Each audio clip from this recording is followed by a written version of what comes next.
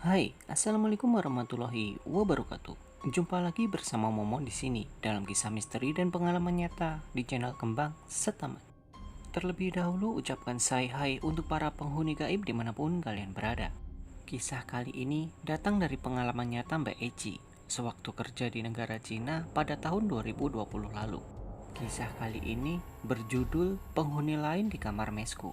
Tapi sebelum kita masuk ke cerita, seperti biasa berikan dulu jempol kalian dengan cara like, komen, dan subscribe untuk menambah daya magis pada channel ini. Tanpa harus berlama-lama lagi, mari kita tebar misteri.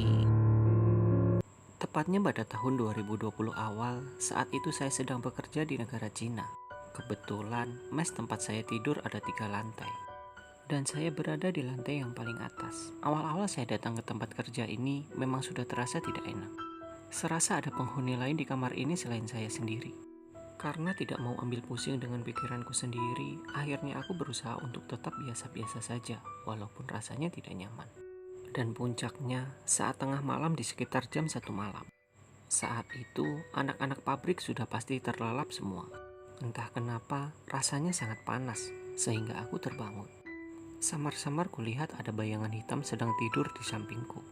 Keadaan kamar memang gelap karena saya tidak terbiasa tidur menyalakan lampu. Aku mengusap-ngusap mataku, takutnya aku hanya salah lihat. Demi Tuhan, bayangan itu malah bergerak jatuh ke bawah lantai. Sontak aku langsung spontan menghidupkan lampu di kamarku. Betapa kagetnya saya sampai rasanya seluruh badanku gemetar panas dingin. Aku melihat darah berserakan di lantai kamarku. Sepertinya sudah terjadi pembunuhan brutal. Darah yang begitu banyak itu seperti terseret sampai ke depan pintu kamar mandi. Spontan saya langsung berteriak sekencang mungkin, sehingga anak-anak mes terbangun dan masuk ke kamarku. Anehnya mereka tampak tidak kaget, malah biasa saja, seraya berkata, "Wes gak popo, ayo resiki bareng-bareng, ngombe sik pean ben tenang." Itu bahasa Jawa yang artinya, "Udah gak apa-apa, ayo bersihin bareng-bareng, kamu minum dulu biar tenang." Saya yang sudah lemas tak bisa bertanya terlalu banyak karena masih terlalu syok dengan kejadian tadi. Dan ternyata keesokan harinya teman-teman yang sudah lama kerja di sini cerita kalau kejadian seperti itu tidak hanya sekali dua kali terjadi di tempat ini. Tapi itu biasanya terjadi di lantai 1, lantai paling bawah. Dan mereka semua heran kenapa tadi malam bisa terjadi di kamarku. Karena kejadian itu, aku minta ganti kamar. Karena jujur, bau anjir darahnya tidak bisa hilang. Meskipun sudah dibersihkan, dan ada rasa trauma juga sih.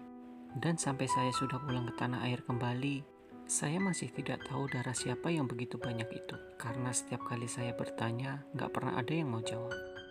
Itulah tadi sebuah pengalaman aneh yang dialami Mbak Eci selama tinggal di mes tempat dia bekerja.